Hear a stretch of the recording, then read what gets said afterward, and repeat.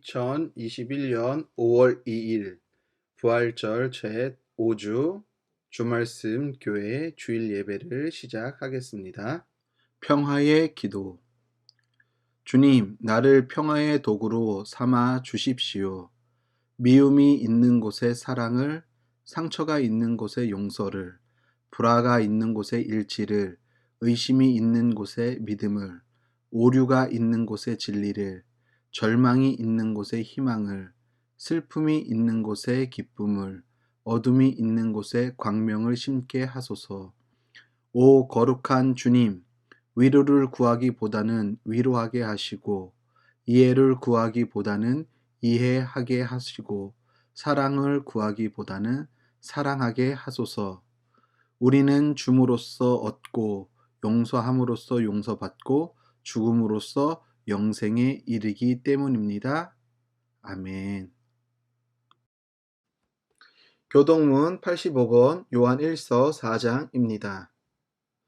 사랑하는 자들아, 우리가 서로 사랑하자. 사랑은 하나님께 속한 것이니 사랑하는 자마다 하나님으로부터 나서 하나님을 알고, 사랑하지 아니하는 자는 하나님을 알지 못하나니 이는 하나님은 사랑이심이라. 하나님의 사랑이 우리에게 이렇게 나타난 바 되었으니 하나님이 자기의 독생자를 세상에 보내심은 그로 말미암아 우리를 살리려 하심이라. 사랑은 여기 있으니 우리가 하나님을 사랑한 것이 아니요 하나님이 우리를 사랑하사 우리 죄를 속하기 위하여 화목제물로 그 아들을 보내셨음이라. 사랑하는 자들아, 하나님이 이같이 우리를 사랑하셨은즉 우리도 서로 사랑하는 것이 마땅하도다.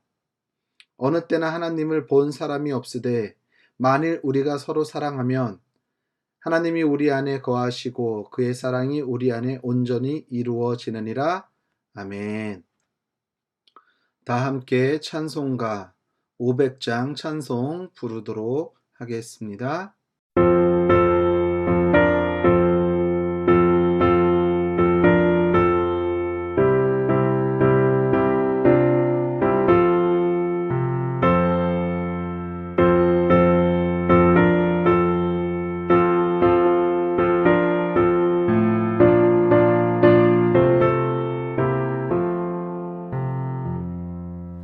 물 위에 생명줄 던지어라.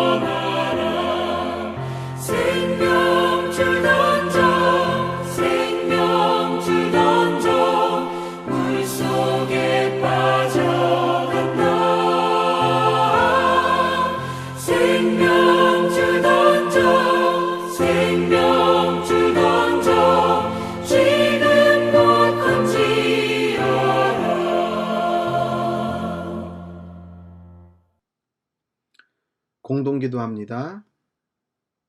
하나님, 어느덧 산천과 초목이 깊은 녹색으로 옷을 갈아입는 5월의 문턱에 들어섰습니다.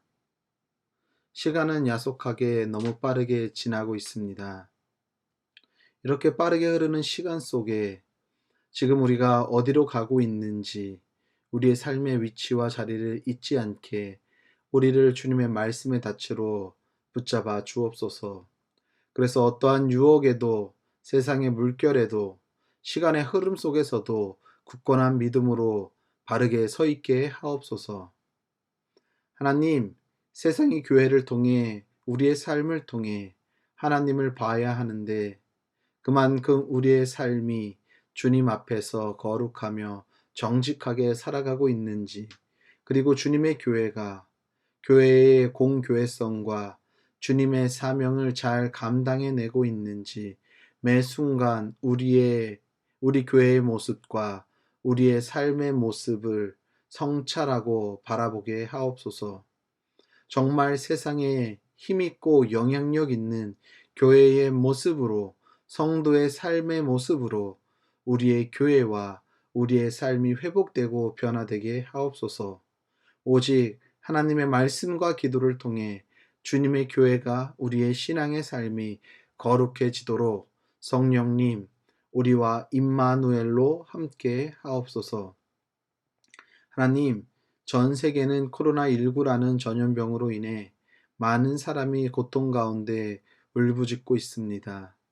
이들의 고통이 곧 우리의 고통임을 깨닫게 하시며 우리가 할 수 있는 대로 그들을 위해 함께 울고 아파하며 이 힘든 시기를 서로 어깨를 걸고 협력해 이겨나갈 수 있는 지혜를 허락해 주옵소서. 특히 하루에 많은 확진자와 사상자가 나오고 있는 인도의 상황이 매우 위중합니다. 이런 어려운 시기에 각국에서 도움의 손길을 통해 인도가 이 힘든 시기를 잘 이겨내게 하시며 특별히 그곳에서 주님의 복음을 전하는 선교사님들을 주님의 도우심과 보호하심으로 붙잡아 주시며 그들의 건강과 안전 또한 책임져 주옵소서. 코로나19 상황은 우리나라도 크게 다를 바 없습니다. 특히 이달부터는 백신 접종의 속도를 내어 11월까지 국내 집단 면역을 만드는 것이 정부의 정책이며 정부가 해야 할 목표입니다. 주님의 지혜와 주님의 도우심으로 그 목표에 잘 도달할 수 있도록 온 국민이 힘을 모을 수 있도록 주님 도와주시며 이 일을 계획하고 진행하는 정부와 보건당국과 의료진에게 힘을 허락해 주옵소서.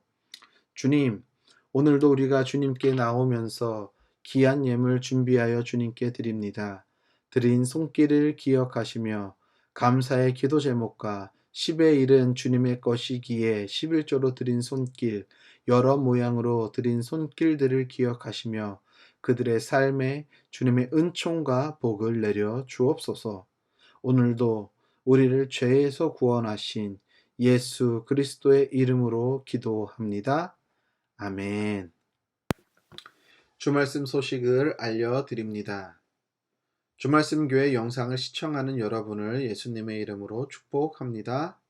코로나 방역 지침에 우리 교회의 경우 20명까지는 현장 예배가 가능합니다. 정부의 코로나 방역 지침에 따라 가급적 지인 및 가족 모임은 자제해 주시길 바랍니다. 주말씀 교회 설교 영상은 유튜브 동탄 주말씀 TV를 검색하시면 시청할 수 있습니다. 교회와 나라를 위해 기도에 힘쓰는 성도님들 되길 바랍니다. 하나님의 말씀 보도록 하겠습니다. 하나님의 말씀은 신약성경 요한복음 5장 1절로 9절까지에 있는 말씀입니다. 그 뒤에 유대 사람의 명절이 되어 예수께서 예루살렘으로 올라가셨다. 예루살렘에 있는 양문 곁에 히브리 말로 베드자다라는 못이 있는데 거기에는 주량이 5 있었다. 이 주량 안에는 많은 환자들, 곧 눈먼 사람들과 다리 저는 사람들과 중풍 병자들이 누워 있었다. 그들은 물이 움직이기를 기다리고 있었다. 주님의 천사가 때때로 못에 내려와 물을 휘저어 놓는데 물이 움직인 뒤에 맨 먼저 들어가는 사람은 무슨 병에 걸렸든지 나았기 때문이다. 거기에는 38회가 된 병자 한 사람이 있었다. 예수께서 누워있는 그 사람을 보시고 또 이미 오랜 세월을 그렇게 보내고 있는 것을 아시고 물으셨다. 낫고 싶으냐? 그 병자가 대답하였다. 주님, 물이 움직일 때에 나를 들어서 못에다가 넣어주는 사람이 없습니다. 내가 가는 동안에 남들이 나보다 먼저 못에 들어갑니다. 예수께서 그에게 말씀하셨다. 일어나서 내 자리를 걷어가지고 걸어가거라. 그 사람은 곧 나아서 자리를 걷어가지고 걸어갔다. 그날은 안식일이었다. 아멘.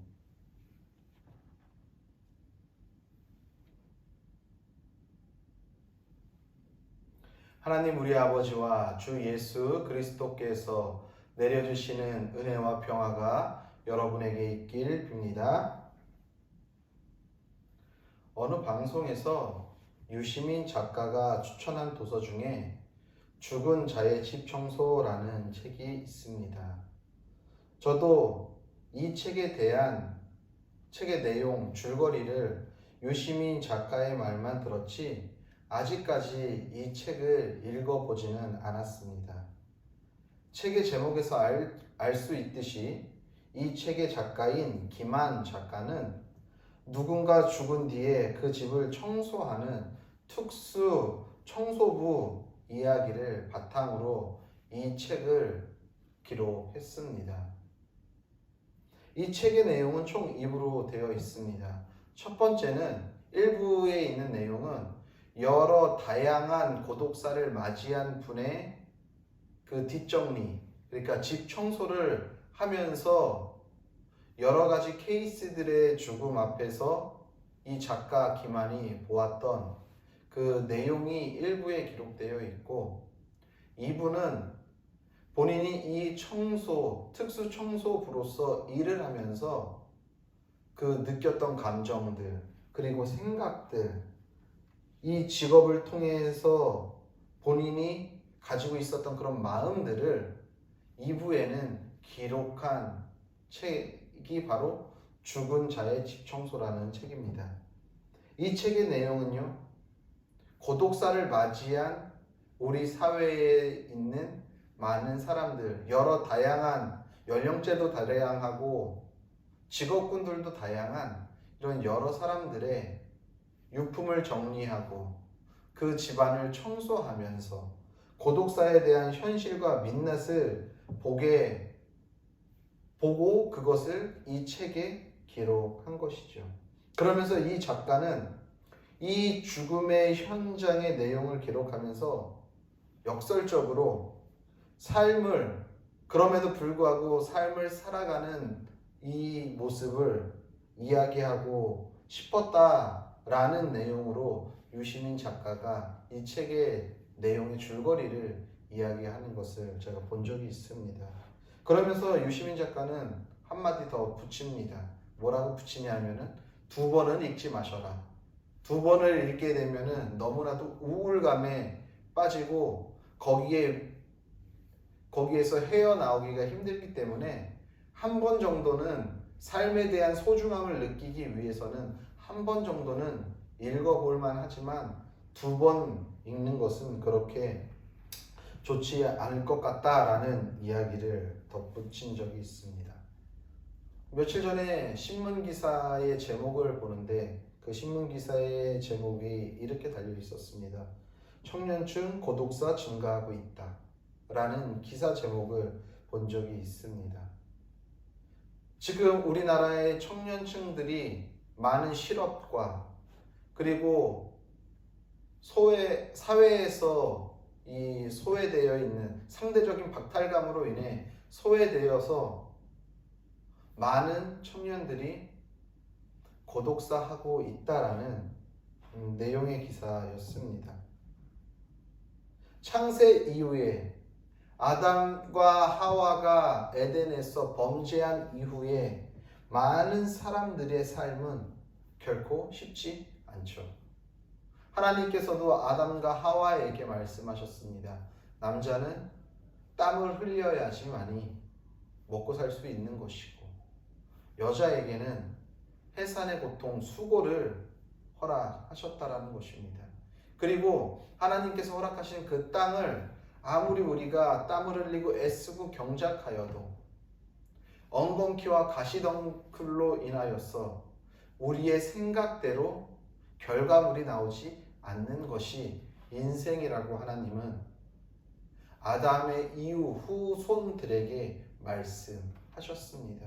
어떻게 보면 우리가 그 후손으로서 이 세상에서 삶을 살아가는 삶이 결코 쉽지 않고 어려운 것은 분명한 사실일 것입니다. 우리가 세상에서 살아가면서 인생이, 삶이 한 번이라도 나는 인생 살아가는 게 참 쉬워, 참 편해 라고 생각하신 분들이 있습니까? 만약에 있다고 한다면 지금 우리의 인생을 통틀어 몇 번이나 될까요?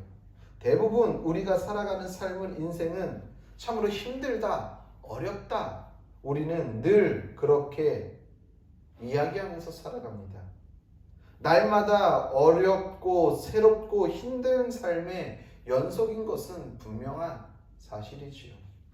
경제가 발전하고 사회가 발달하지만 그 경제의 발전과 사회의 발달과 비례해서 우리의 삶의 형편이, 우리의 삶의 질이 동일하게 발전하고 좋아지고 나아지면 좋겠지만, 오히려 경제가 발전하면 발전할수록 사회가 더 기술적이고 과학적으로 고도한 사회를 살아가지만 우리의 삶은 오히려 비례하기보다는 정비례로 가는 게 더 많다라는 것이지요. 우리의 삶의 문제와 환경은 점점 더 어려워지는 것이죠. 잘 사는 사람들은 더 잘 살게 되고, 어려움을 겪고 소외당하는 사람들은 점점 더 그들의 설 자리를 잃게 된다는 것이죠. 제가 어렸을 때는요, 저는 시골 출신이다 보니까 동네의 형들과 동생들과 매일같이 어울려서 놀았습니다. 그래서 동네 형들 집에 가가지고 보리밥에 고추장 넣어서 비벼 먹기도 하고요. 텐마루에 앉아서 그냥 비벼온 밥에 고추장에 다른 거 넣을 게 뭐가 있습니까? 그냥 들기름, 참기름 넣어가지고 막 쓱쓱 비벼가지고 그냥 여럿이서 숟가락 가지고 나눠서 먹던 기억도 나요. 맨날 형들이랑 동생들이랑 어울려서 산으로 들로 냇가로 놀러 다녔던 기억들이 납니다. 그때는요, 잘 사는 사람도 못 사는 사람도 서로 잘 사는 사람끼리 잘 어울리고 못 사는 사람끼리 잘 어울리지 않았어요. 모두가 그냥 다 한 동네에서는 다 정말 형제 자매처럼 지냈어요. 모든 동네의 대소사들을 함께 나누고 희노애락을 같이 했었어요. 시골에서의 풍경은. 적어도 제가 어렸을 때의 풍경은 그랬습니다. 함께 웃고 함께 아파하며. 그런데 지금 우리가 살아가고 있는 이 회색 아파트들이 각지의 각 지역마다 빈자리 없이 빼곡하게 들어선 이 회색 아파트들이 그 옆집에 누가 살고 있는지 가끔 인사는 하죠. 엘리베이터에서 만나거나 복도에서 만나면. 그런데 그 집은 어떤 생각을 가지고 있고 어떤 문제가 있고 어떤 아픔이 있고 어떤 기쁨이 있는지 우리는 전혀 관심을 쏟지 않습니다. 옆집에 사는 사람이 어떤 사람인지조차 별로 관심을 갖지 않는다는 것이죠. 속된 말로 옆집에서 사람이 죽어나가도 우리는 아무렇지 않아요. 우리가 오로지 걱정할 것은 아파트 이미지가 실추될까봐, 그래서 아파트 가격이 떨어질까봐 이것만 안타깝고 이것만 생각하며 전전긍긍하는 것이 우리들의 삶의 지금 모습이라는 것이죠. 이것들을 생각할 때에 참으로 안타깝고 무거운 마음만 듭니다. 이런 일은 어제 오늘만의 일이 아니지요.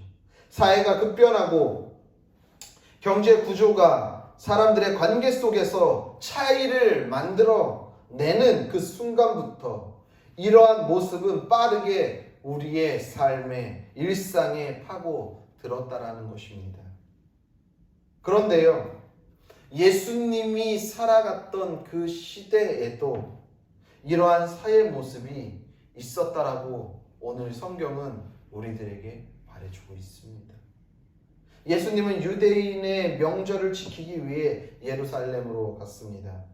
유대인들의, 특히 남자들은 유대인의 3대 절기를 예루살렘에서 보내야 하는, 예배를 드려야 하는 모세 율법이 있어요. 예수님도 유대인이었고 예수님도 이 율법에서 벗어날 수 없었기에 유대인의 명절을 지키기 위해 지금 예루살렘으로 가는데, 그 예루살렘 안에 양문 곁에 베데스다라는 연못이 있어요. 이 연못은 규모가 꽤 컸던 것으로 보입니다. 행각이 무려 5개나 있다라고 이야기하는 것을 봐서는 꽤나 큰 못이었던 것 같아요. 사본들을 찾아보고 주석을 찾아보면은 간헐천이라는 그런 이야기가 나오더라고요. 그러니까 이것은 밑에서 그 화산 폭발 이후에 증기에 의해서 물이 이렇게 솟아나오는 그러한 곳이었다라고, 그런 못이었다라고 이야기하고, 지금은 이 장소가 없어져서 그냥 추정으로 여기 정도가 그 성경에서 말했던 그 장소는 아닐까라고 추정만 할 뿐이지, 이때 당시에 기록되었던 그 5개의 행각이나 이런 것들은 찾아볼 수는 없다라고 이야기를 합니다. 물론 저도 가보지는 않았기 때문에 정확히 알 수는 없지만 어쨌거나 5개의 행각이 있을 정도였고, 성경에서 저자는 많은 병자들이 있다라고 기록한 것을 보아서는 이것이 꽤나 큰 못이었다라는 것은 분명한 사실인 것 같습니다. 그곳에 환자들이 많이 있었던 이유는 무엇일까요? 생각해 보았습니다. 아마도 그들에게 소문이 들렸겠죠. 베데스다라는 못에 얼마나 몇 번의 주기인지는 알 수는 없지만 하나님의 사자, 천사들이 내려왔다가 다시 올라갔을 때에 물이 움직이고 그 물이 동할 때에 처음으로 들어간 사람들은 어떠한 병이든 나았더라 라는 소문이 있었겠지요. 아마도 당시에 의술로 고칠 수 없는 질병을 가지고 있었던 사람들에게는 이것이 하나의 희소식이었을 것입니다. 이것이 이들에게는 희망이었을 것입니다. 이것이 이 베데스다의 연못이 이들에게는 한 줄기 빛이었을 것입니다. 그러니까 그 소문을 들은 많은 병자들이 이곳에 모였겠지요. 또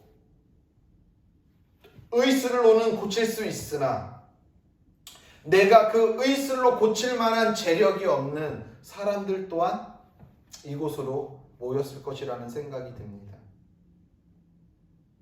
쉽게 고칠 수 있는 병도 돈이 없기 때문에 치료받지 못해서 그 병이 더 커지는 경우가 있죠.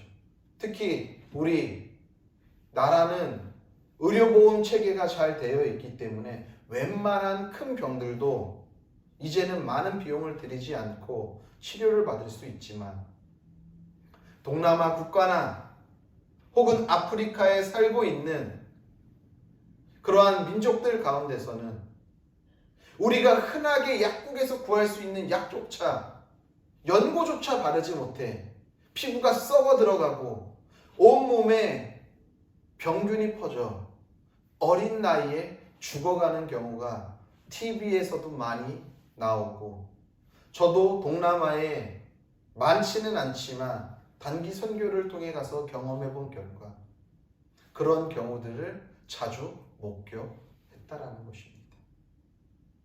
아마도 이때 당시에 베데스다 연못에 많은 환자들이 모였던 것은 사회에서 소외받고 사회에서 버림받아, 그래서 경증의 병임에도 불구하고 도저히 치료할 만한 물질이 없어.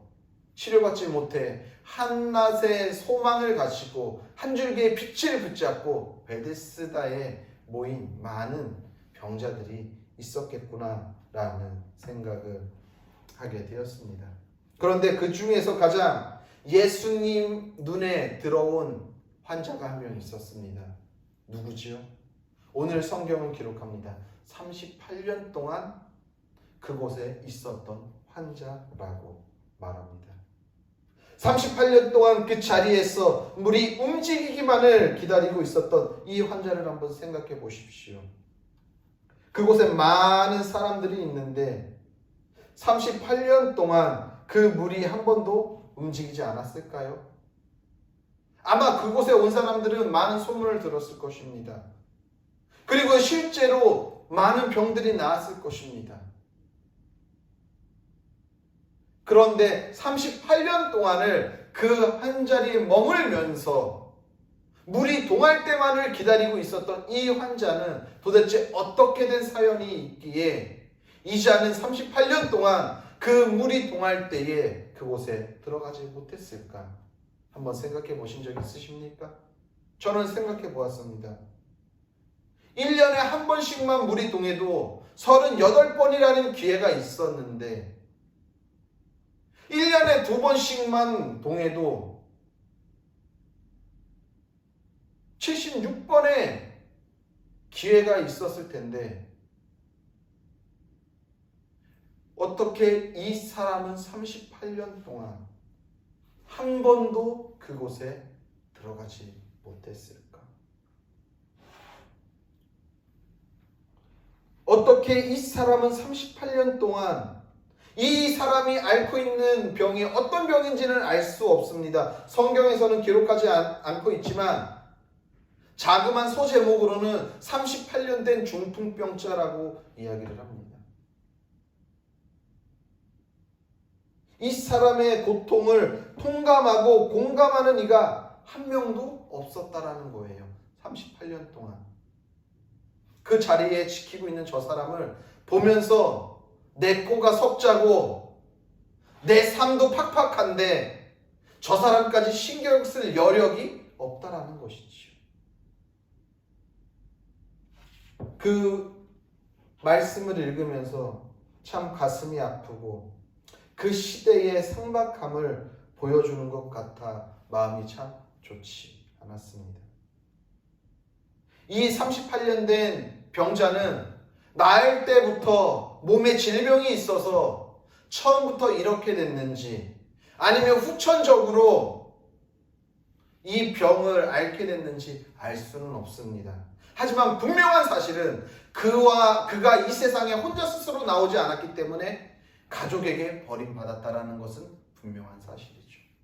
왜요?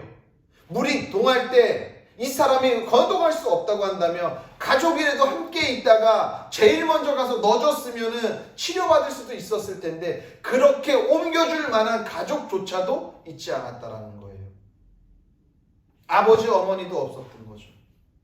만약에 결혼했던 사람이라고 한다면 아내나 남편도 없었던 거예요. 이 사람 곁에는 아무도 남아있지 않는 거예요. 그러니까 오늘 이 병자가 말합니다. 어떻게 38년 동안 이곳에 있었느냐? 낫고 싶으냐? 예수님께서 물으니 이 병자로부터 돌아오는 대답은 이렇습니다. 병자가 뭐라고 합니까? 주님, 물이 움직일 때에 나를 들어서 못에다 넣어주는 사람이 없습니다. 내가 가는 동안에 남들이 나보다 먼저 못에 들어갑니다. 참으로 안타까운 일이죠. 이 말씀을 읽는데 이런 마음이 들었습니다.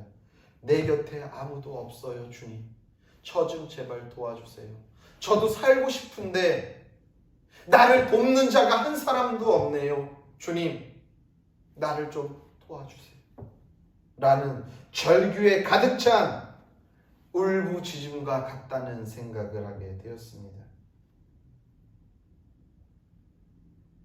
부모로부터 버림받고 주변 사람들로부터 버림받은, 그래서 세상에 누구도 그의 삶에 공감하며 함께 아파하며 그 고통을 나눌 자가 없었다라는 것이지요.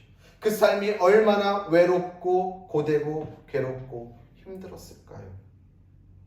고독사를 맞이하는 분들의 삶의 고통을, 그들의 삶의 고통이 어떨지 100% 공감할 수 없지만 적어도 그들 곁에 한순간만이라도, 한 사람만이라도 함께 있었다라고 한다면 그들이 그렇게 그 쓸쓸한 죽음을 맞이했을까? 그들의 고통을 함께 공감하며 함께 아파하는 사람이 있었다라고 한다면 그들이 그렇게 쉽게, 그렇게 쓸쓸하게 한 줌의 흙으로 돌아갔을까? 나와 생각이 조금 다르고, 나와 행동이 좀 다르고, 몸에 장애가 있다라고 해서, 조금 우리와 다르다고 해서 우리는 그들을 우리의 공동체의 하나의 일원으로 받아들이는 것에 대해 많은 불편함을 가지고 우리는 살아가고 있습니다. 때때로 그것이 너무나 지나쳐 우리가 소위 말하는 왕따라는 문제가 거기서부터 발생한다라는 것이죠. 왜 몸이 불편한 장애인들이 사회에서 푸대접을 받고 소외당합니까? 다르다는 이유로 우리는 편견을 가지고 그들을 그렇게 해도 된다라고 생각하는 거예요. 나와 좀 생각이 다르다고 해서, 내가 하는 행동과 맞지 않다라고 해서 그 사람을 배제시키고, 때로는 사람들과, 나와 맞는 사람들과 합세해서 이 사람을 그 공동체에서 투명인간 취급하는, 소위 말하는 왕따로 만들어서 이 사람을 그 공동체에서 살아갈 수 없게 하는 삶의 모습이 우리들의 삶의 모습은 아닙니까? 오늘 베데스다에서 38년 동안 물이 동할 때 그 못에 넣어주기만을 간절히 기다렸던 그 병자는 그 유대 공동체 안에서 투명인간이었다라는 거예요. 왕따였어요. 그 누구도 이 사람의 고통을 함께 아파하면서 공감할 사람이 한 명도 없었어요. 유대 공동체가. 유대 공동체는 어떤 공동체예요? 하나님을 구주로 고백한다는, 하나님을 믿는다고, 하나님이 선택한 백성이라고 선민사상에 찌들어서 자기네들이 그렇게 거룩하고 그렇게 존귀한 사람이라고 생각하는 그 공동체가 이렇게 아파하고 어떻게 해야 할지 절규하는 이 사람의 울부짖음과 이 사람의 간곡한 그 간절함을 외면했다고요. 하나님을 믿는다고 하는 자들이. 그때 하나님은 유대 공동체와 동일하게 그렇게 하는 것이 아니라 어떻게 합니까? 그에게 찾아갑니다. 38년 동안 고통당한, 그 아픔당하고 소외받고 왕따당하고 투명인간 취급되었던 그 38년 된 환자에게 찾아가서 말씀하시지. 많이 힘들었지? 많이 외로웠지? 많이 아팠지? 너가 무엇을 원하니? 얼마나 힘들게 살아왔니? 정말 이 병이 낫고 싶으니? 두말하면 잔소리죠. 그래, 내 믿음대로 될 거다. 너가 깔고 있는 그 거적대기를 들고서 가거라. 구원하시는 거예요. 오늘을 사는 우리들의 삶은 어떻습니까? 때로는 우리가 38년 된 병자와 같은 모습이 우리의 삶에 있을 수도 있지만 38년 된 병자를 모른 척하며 사는 유대 공동체의 모습은 우리의 삶 가운데 있지 않습니까?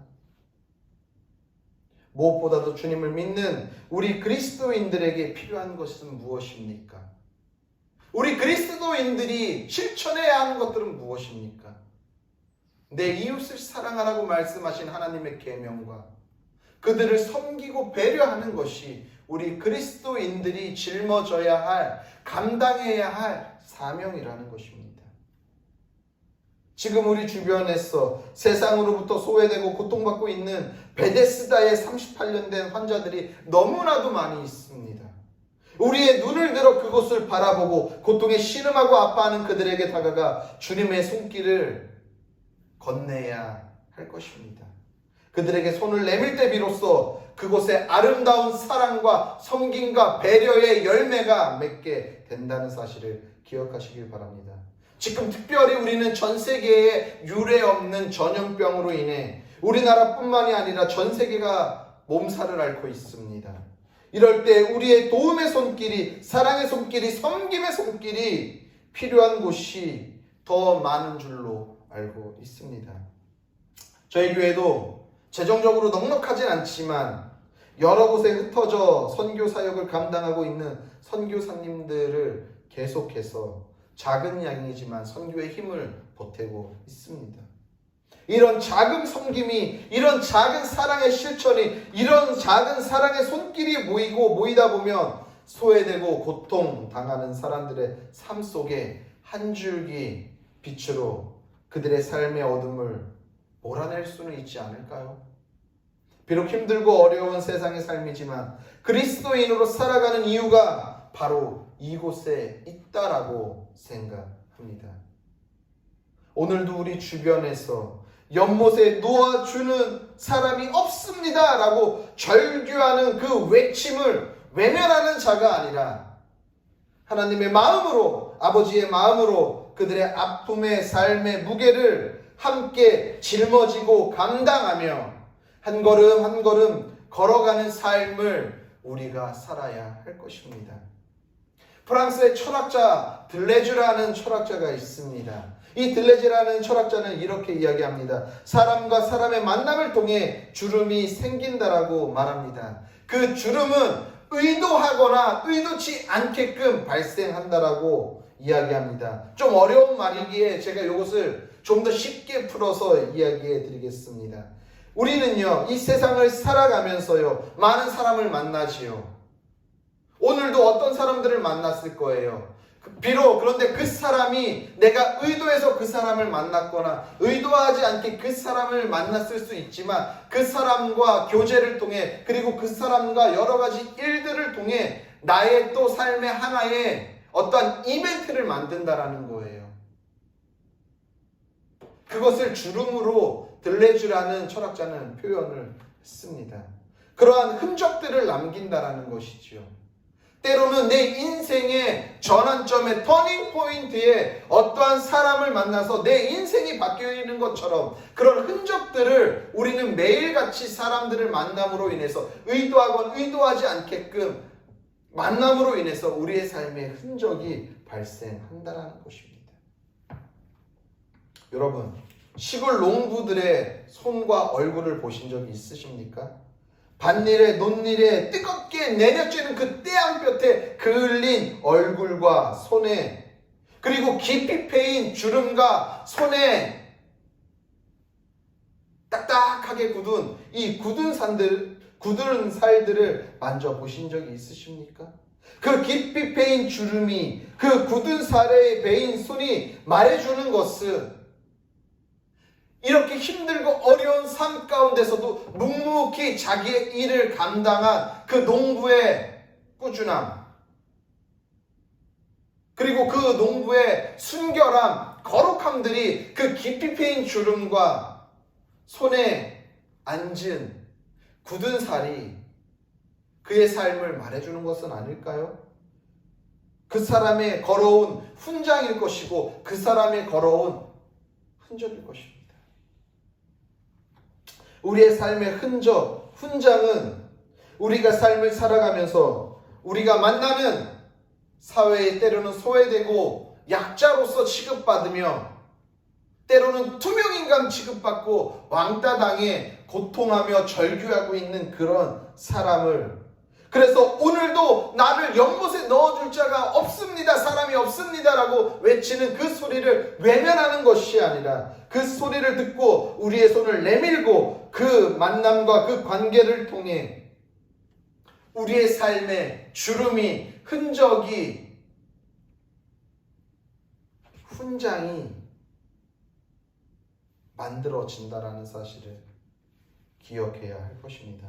사랑하는 성도님들, 우리가 하나님 앞에 설 때에 하나님이 우리를 어떤 기준으로 판단하실까요? 우리를 어떤 기준으로 평가하실까요?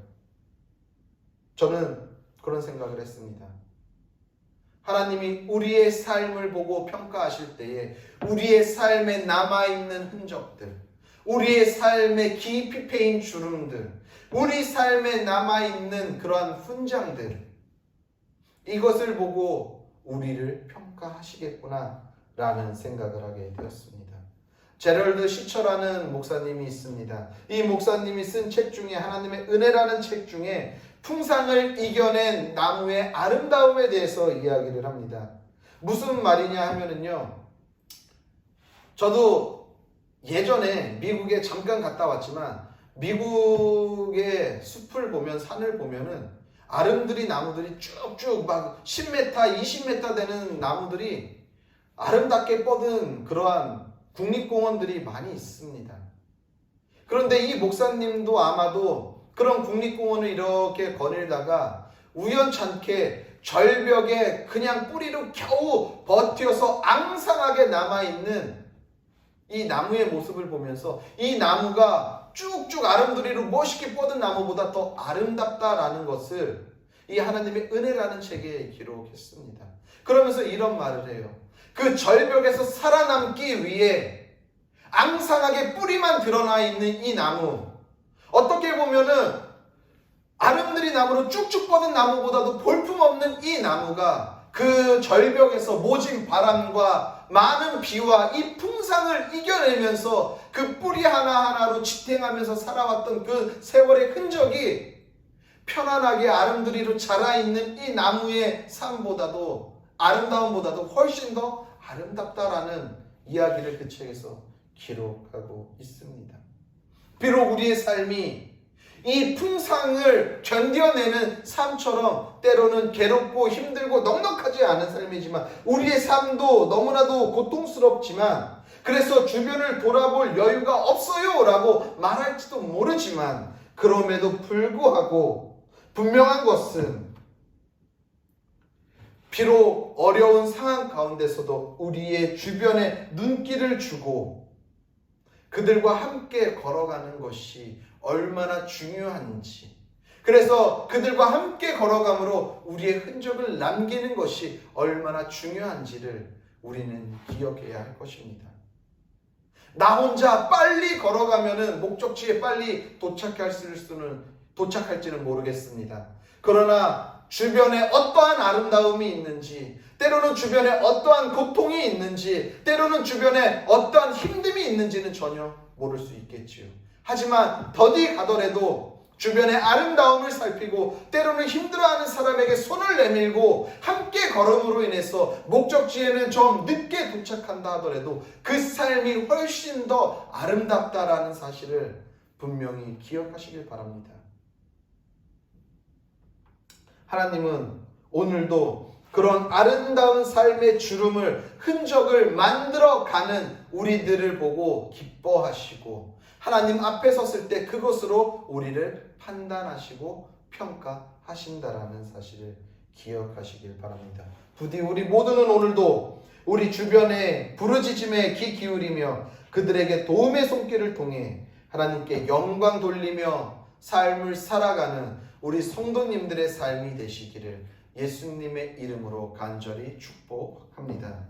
기도합니다.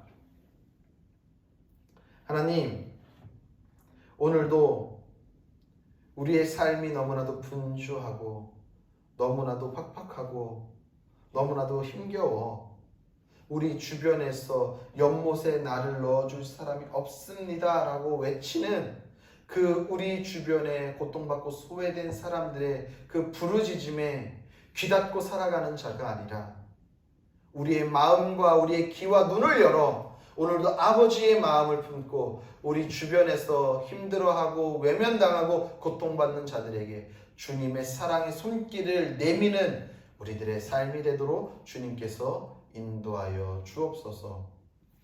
이제는 우리를 위하여서 십자가에 달려 죽으신 예수 그리스도의 은혜와 그의 아들을 십자가에 아낌없이 내어주신 하나님 아버지의 영원하신 사랑과 성령의 교통하심과 위로하심과 역사하심과 충만하심이 오늘도 주변에 연못에 나를 넣어줄 사람이 없습니다 라고 부르짖는 그 소리를 외면하며 살아가는 삶이 아니라 그들의 삶에 귀 기울이며 살기로 결단한 성도들 머리 위에와 그들의 가정과 섬기는 교회와 나라와 민족과 더 나아가 세계 열방 가운데에 이제로부터 영원히 함께 계시기를 간절히 축원하옵나이다. 아멘.